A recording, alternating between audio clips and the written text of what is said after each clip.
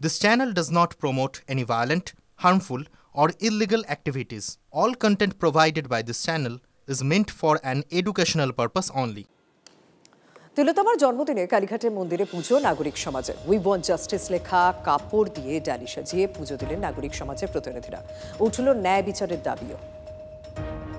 অধরা ন্যায় বিচারের দাবিতে তিলোত্তমার জন্মদিনও রাজপথ জুড়ে রাজ্য জুড়ে একাধিক কর্মসূচি নেওয়া হয়েছে এবং সেখানেও তিলোত্তমার জন্মদিনে ন্যায় বিচারের দাবিতে নাগরিক সমাজের প্রতিনিধিরা তারা কালীঘাটের মন্দিরে সেখানে পুজো দেওয়ার ব্যবস্থা করেছেন। তারা পুজো দিতে চাইছেন, সংকল্প করতে চাইছেন। কেন এই পুজো?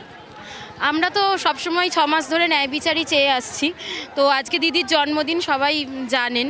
তো আজকে দিদির জন্মদিনেও আমাদের একই দাবি। আমরা তো দিদিকে ফিরিয়ে আনতে পারবো না হাজার চেষ্টা করলেও, কিন্তু আমরা বিচার চাই। আমরা রাজপথে আছি, আমরা লড়াইয়ে শেষ পর্যন্ত থাকবো, সেই জন্যই এই পুজো।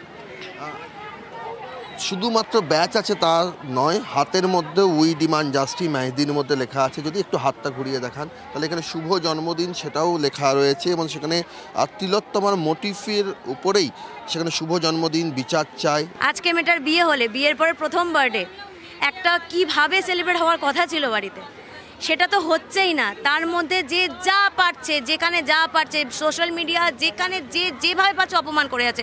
মেয়েটাকে না, যে মানুষ দুটো বেঁচে আছে তাদেরকেও, যে চলে গেছে তাকেও।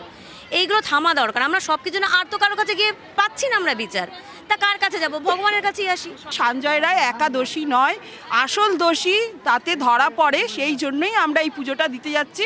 তিলোত্তমার জন্মদিনে কালীঘাট মন্দিরে পুজো দিতে যাচ্ছেন নাগরিক সমাজের প্রতিনিধিরা।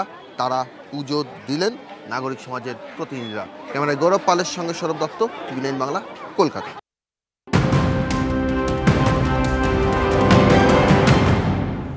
ছত্তিশগড়ে বিজাপুরের দিকে নজর রাখতে হবে। মাওবাদীদের সঙ্গে সুরক্ষা বাহিনীর গুলির লড়াই, মৃত্যু 31 জন মাওবাদীর, 2 জওয়ান নিহত হয়েছেন। এখনো পর্যন্ত এই খবর পাওয়া যাচ্ছে। ছত্তিশগড়ে বিজাপুরের খবর আসছে 31 জন মাওবাদী লড়াইয়ে মৃত্যু হয়েছে। এখনো পর্যন্ত যা খবর পাওয়া যাচ্ছে যে মাওবাদী এবং সুরক্ষা বাহিনীর মধ্যে যে গুলির লড়াই, তাতে 31 জন মাওবাদীর মৃত্যু হয়েছে। বিস্তারিত জানাবেন আমার সহকর্মী সিজার সঙ্গে রয়েছেন। সিজার, কথা বলবো তার সঙ্গে, তবে আপনাদেরকে আরও একবার জানিয়ে রাখি 31 জন মাওবাদীর মৃত্যু হয়, 2 জওয়ান তারা নিহত হয়েছেন। সিজার, কি আপডেট রয়েছে?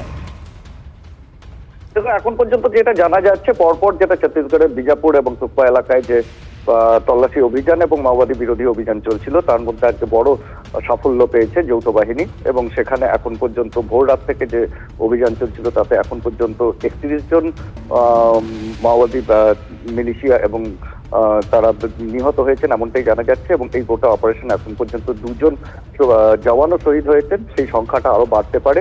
বেশ কয়েকজন আহত হয়েছেন। অন্যদিকে মৃত মাওবাদীর সংখ্যাও কিন্তু আরো বাড়তে পারে এমনটাই জানা যাচ্ছে প্রাথমিকভাবে। ধন্যবাদ। ছত্তিশগড়ের বিজাপুরে মাওবাদীদের সঙ্গে সুরক্ষা বাহিনী গুলির লড়াইয়ে 31 জন মাওবাদীর মৃত্যু হয়েছে, তবে 2 জওয়ান নিহত হয়েছেন, এরকমই খবর পাওয়া যাচ্ছে।